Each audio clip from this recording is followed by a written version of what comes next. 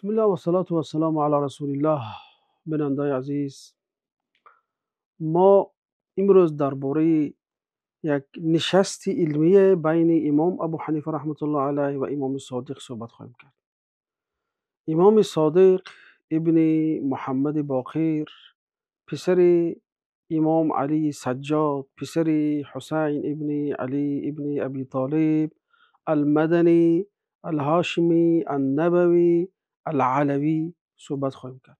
هم اسرای امام صادق میگن که اگر به چهره او نظر میکردی میدونستی که از سلاله نبی یا اینکه از سلاله انبیا هست. یعنی الله تعالی به او یک هیبتی در چهرهش عطا کرده بود که هر بیننده درک میکرد که این انسان عادی نیست. خلیفه ابو جعفر منصور عباسی وقتی شنید که خیلی آوازه امام صادق بالا رفته و مردم به فتواهای امام عمل میکنند، خواست که با فقها و فقهای کوفه امام را یک گفتگوی یا یک حوار تشکیل کند و با همین دیگر فقها را از او گویا که بالا ماند یا اینکه قدر امام صادق پس کند. وقتی که فریاد کردن اونجا امام ابو حنیفه را فریاد کرده بود که ابو جعفر منصور. امام ابو حنیفه میگن که وقتی که من در آمدم و دیدم که جعفر صادقم اونجا هست، میگه به خدا که میگه هیبت امام جعفر صادق در دل من بالاتر و بلندتر است نسبت به هیبت خلیفه ابو جعفر بود، چون که این انسان خیلی گفتیم از سلاله نبوت است. وقتی که امام جعفر صادق در آمدن، ابو جعفر منصور امام صادق را میپرسد که این را میشناسی؟ امام صادق میگه که بله، این ابو حنیفه هست، فقیه عراق. یعنی که اهل فضل، البته اهل فضل را میشناسند و اعتراف میکنند. امام ابو حنیفه اونجا میگن که 40 مسئله را به امام صادق مطرح میکنند و امام صادق وقتی که طرح امام ابو حنیفه را میبیند، اون مسئله را مطرح کردن را میگفتن که در این مسئله شما یعنی اهل کوفه یا که عراق فتواتون اینجوری است، فتوای اهل مدینه این طور است و فتوای ما این خیلی است. امام میگن که امام ابو حنیفه گاهی میگفت که گاهی یا مایل به فتوای اهل مدینه میکرد یا مایل به اهل کوفه میکرد، یعنی که گاهی فتوای خودش مستقل بود. یعنی اینجا در نظر دارد فقه اهل بیت رو، فقه تازه اهل بیت رو. چرا که بعدها اومدن به نام شاگردها به امام خیلی دروغ بستن که در نتیجه فقه امام اون چیزی که بود آمیخته به باطل شد، دیگر جدا کردن آن مشکل شد. بنابراین دیگر فقه امام صادق در نتیجه دروغگویی زیاد بعضی انسان‌ها که خودشون به اون نسبت میدادن از بین رفت متاسفانه. بعد وقتی که امام صادق به همه سوالهای امام ابو حنیفه جواب دادن، امام ابو حنیفه گفتن که من فقیه‌تر، بفهمتر در مسائل شرعی از امام صادق ندیدم. خب این اعتراف یک شخصی است که به فقه به درجه رسیده بود نسبت به شخصی که فقیهی که درجه اول در زمان خودشون بود. دوستان عزیز، امام صادق وقتی که درباره رافضی ها هر گپ میشد، میشوندن که رافضی ها نسبت بابای اون کس هر گپ زده ایستادن بابایشون ابوبکر بود، غششون می آمد و با شاگردهای نزدیکترین خودشون امام صادق وصیت میکردن نسبت احترام ابوبکر رضی الله تعالی عنه. امام صادق میگن که ابوبکر 2 کرات بابای من است، زیرا مادر امام صادق فروه دختر قاسم ابن ابوبکر است.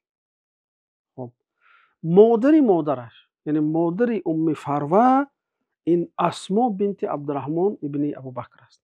بنابراین گفتن که ابوبکر مرا 2 کرات تولد کرده است، چون که هم از مادر، هم از طرف قاسم و هم از طرف عبدالرحمن.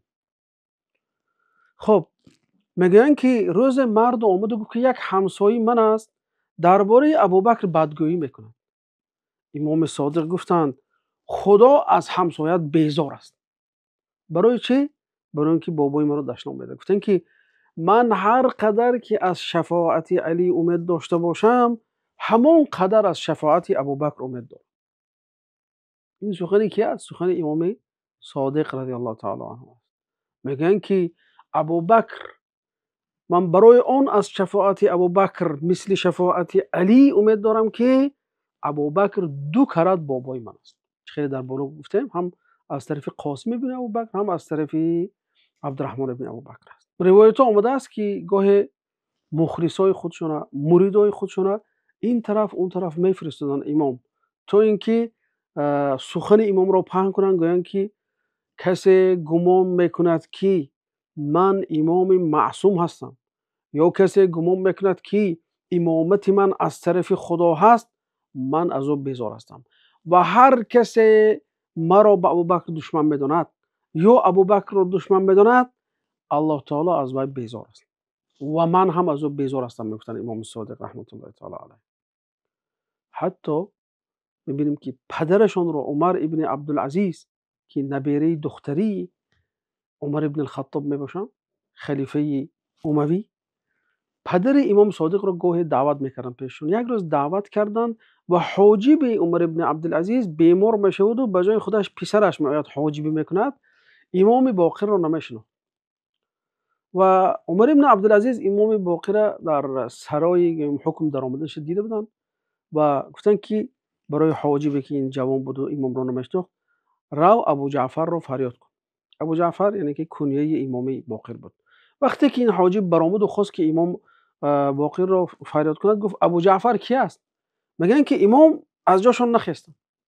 گفتم ممکن ابو جعفر دیگری باشد، یعنی که خیلی عزیز نفس بود. گفتن که شاید که من بخزم و دیگه آدم میدارد، یعنی که درست نمیگه. بنابراین نشستن، 3 بار گفت ابو جعفر، نوبت ابو جعفر است، نوبت ابو جعفر است. امام چیزی نگفتن. حاجب در اومد گفت ای خلیفه، گفت و انسانی که گفتی در اونجا نیست، وجود نداره. من 3 بار گفت فریاد کردم کسی ها. گفت ابو جعفر اونجا از من دیدم به چشم خودم که در اومد و گفت که محمد ابن علی کی است. بعد از آن حاجب باز برآمد گفت که محمد ابن علی کی است.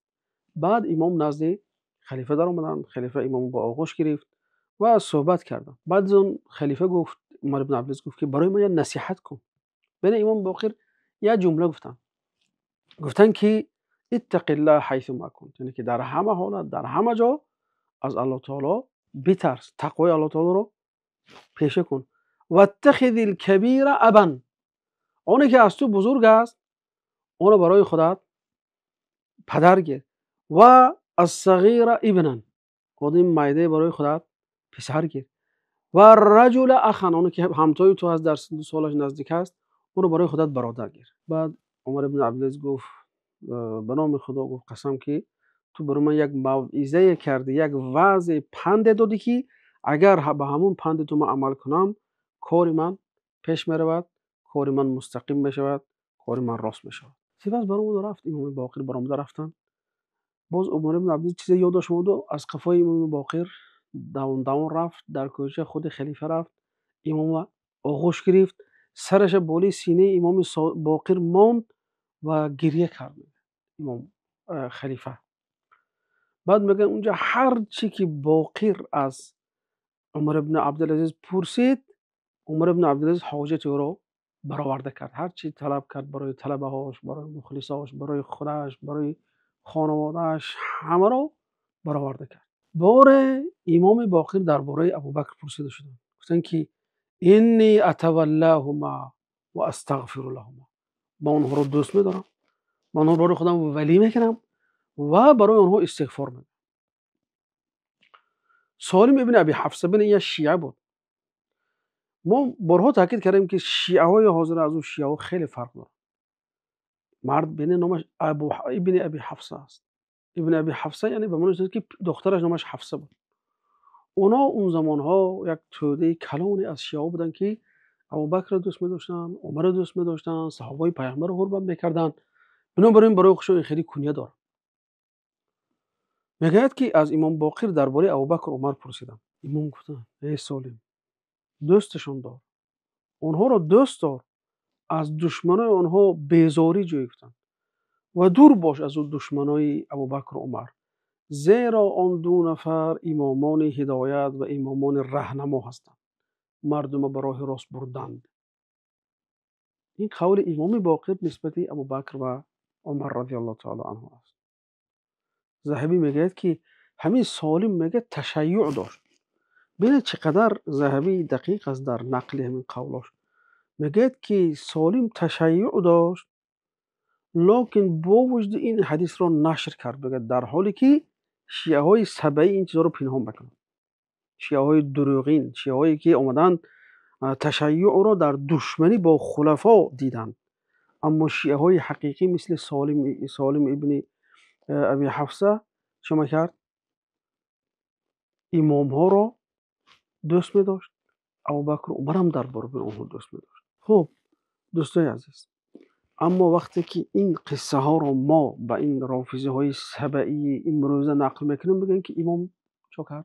تقیه کرد.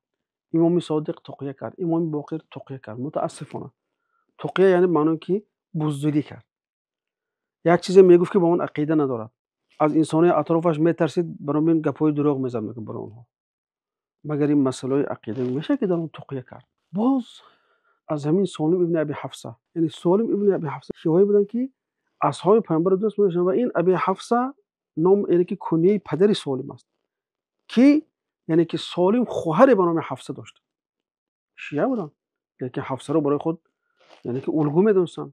دختر عمر برای آنها نام حفصه موندن یگان مشکلی ایجاد نمی‌کرد، چون که اونها شیعه‌های حقیقی بودن. شیعه حقیقی معنی اون که ابوبکر و عمر هم همراه علی ابن ابی طالب دوست می‌داشتن و آنها را خلیفه برحق می‌دانستند. بار دیگر سالم ابن ابی حفص میگه که هنگام بیماری امام وارد شدم، میگه به فکرم میگه امام برای من شده این گپ گفتن، چون که من برای دیگران چه نشه کنم، گفتن که اللهم انی احب ابا بکر و عمر و اتولاهما. خدایا بار الهو، من ابوبکر و عمر دوست می‌دارم و هر دوی اونها رو برای خودم ولی گرفتم، برای خودم دوست گرفتم، برای خودم پیشوا گرفتم. بعد میگن که ببینید در انسان در حالت مرض از احتمال مرض مرگ است، میگه که اللهم ان كان في قلبي غیر هذا فلا نالتنی شفاعت محمد فی یوم القیامه. این کان فی قلبی، میگن که امام میگن که اگر در دل من غیر این چیز باشد، شفاعت بابایم برای من نصیب نکنه. این از وصیت امام رحمت الله تعالی علیه. ببینید چقدر اینها انسانای منصف بودن نسبت خلفا. میگن که درباره آیتی که در سوره مائده است یا 55 یا 54 آیت میگه که انما ولیکم الله و رسوله والذین آمنوا الذین یقیمون الصلاة، درباره کلمه والذین آمنوا پرسیدن. یعنی ببین اینجا بسیارتر همین رافضی های سبعی همین آیت رو دلیل به امام بودن علی میارن. بنابراین اون زمان که این چیزها که شروع شده بود، تشیع یعنی که میده از تشیع حقیقی به تشیع غلو میرفت. وقتی امام پرسیده گفتن که والذین آمنوا، آنان که ایمان آوردن در این آیت مقصد کی است؟ امام گفتن که اصحاب محمد. اینجا والذین آمنوا به شکل جمع است و صحابه های پیامبر در نظر دارد. بعد اون آدمی که سوال میداد غالبا آدم بود که یعنی که کوکو بود، گفت میگن که علی هست. ببین امام باقر باید بابای خودشون تعریف کنن، باباشون است. یعنی انسان طبیعتش همین است که به طرف باباش میکشد. این خواست گوید که علی در این آیات مقصد علی هست. امام گفتن که علی از جمله آنهاست، از جمله همون صحابه هایی که در این آیات نازل. دیدت بزرگواری مرد که هر شخص حقش رو بجا میارد و فضلش رو میدوند. فاضل که بود فضل اهل فضل میدونست. الله تعالی هم از امام صادق راضی شود و هم از امام باقر راضی شود. تا حلقه آینده و السلام علیکم و رحمت الله.